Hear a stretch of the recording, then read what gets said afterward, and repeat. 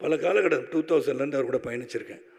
அவர் தலைவராக, நான் பொதுச் செயலாளராக 2006 வரைக்கும் போனோம். அதுக்கப்புறம் நான் தலைவராக, அது வேறு விஷயங்கள். ஆனால் அவருடைய அட்மினிஸ்ட்ரேஷன் குவாலிட்டிஸ், அவர் ஒரு கோபம் உள்ளவர் என்பது எல்லாருக்கும் தெரியும். எல்லோரும் சொல்கிறது தான், கோபம் உள்ள இடத்துல தான் குணமும் இருக்கும். அப்படி குணம் படைத்தவர் தான் அவர். எதையுமே மறந்துடுவார், கோவப்படுவார். அதுக்கப்புறம் நெக்ஸ்ட்டு அடுத்த கேட்டம் என்ன, அடுத்த வேலை என்ன, இதை தான் பார்ப்பார் ஒழிய இவனை ஏதாச்சும் பண்ணணும், இந்த மாதிரி பேசிட்டான்னு நினச்சதும் கிடையாது. எனக்கு தெரிஞ்சு நினச்சிருக்க மாட்டார்.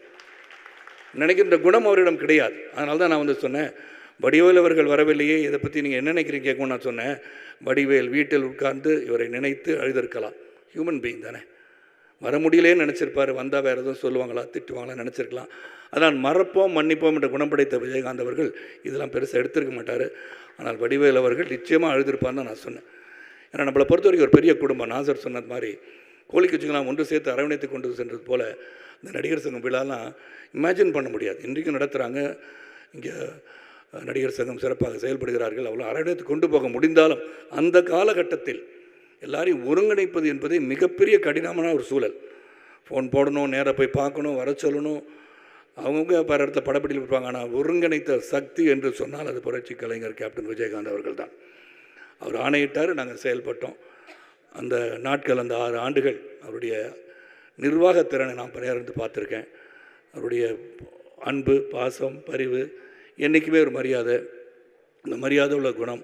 கோபப்படுவார், அதே சமயத்தில் அரவணைச்சிக்குவார். அந்த விஜயகாந்த் அவர்கள் இன்று இல்லை, கேப்டன் அவர்கள் இல்லை, புரட்சி கலைஞர்கள் இல்லை. அவரை வாடி தவிக்கின்ற அனைவரும் நிச்சயமாக அவர் இந்த தமிழ் சமுதாயத்திலே காலமுள்ளவரை வாழ்ந்து கொண்டிருப்பார் என்பது உறுதி. ஏன்னா வள்ளல்களை நாடு மறப்பதில்லை, வள்ளல்களை தமிழ் சமுதாயம் மறப்பதில்லை, வள்ளல்களை நாமும் மறக்க மாட்டோம். ஆகவே புரட்சி கலைஞர் கேப்டன் விஜயகாந்தை மறக்காமல் அவர் விட்டு சென்ற பணிகளை, சமுதாய பணிகளை, சமூக பணிகளை, அவர் நினைத்த செயல்களை, அவருடைய குணம் படைத்து அவரை போல் நாமும் வாழ வேண்டும் என்று எண்ணுகின்ற ஒரு இடத்தில் அவர் இருக்கிறார்.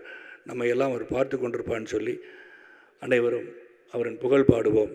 என்றும் அவர் மனதிலே தாங்கியிருந்தால் நிச்சயமாக நாம், நம் குடும்பம், நம் சமுதாயம், நம் சமூகம் சிறப்பாக இருக்கும்னு சொல்லி இந்த நினைவேந்தல், இதுக்கு மேலே என்ன பேசுகிறதுன்னு தெரியல. ஏன்னா பேசுறதுனால முடியாது. அந்த அளவுக்கு எனக்கு வந்து உறுதுணையாக இருந்து பல காலகட்டத்தில் உதவிய விஜயகாந்தன் அவர்களை என்றும் மறவ மாட்டேன், மறக்க மாட்டேன் என்று மனதில் தாங்கி செயல்படும் என்று கூறி, அவர் ஆன்மா என்றும் நம்மளை ஆசீர்வதிக்கட்டும், நடிகர் சங்கத்தை ஆசீர்வதிக்கட்டும், தமிழகத்தை ஆசீர்வதிக்கட்டும், தமிழ் சமூகத்தை ஆசீர்வதிக்கட்டும் கேட்டுக்கொண்டு விடைபெறுகின்றேன். நன்றி, வணக்கம்.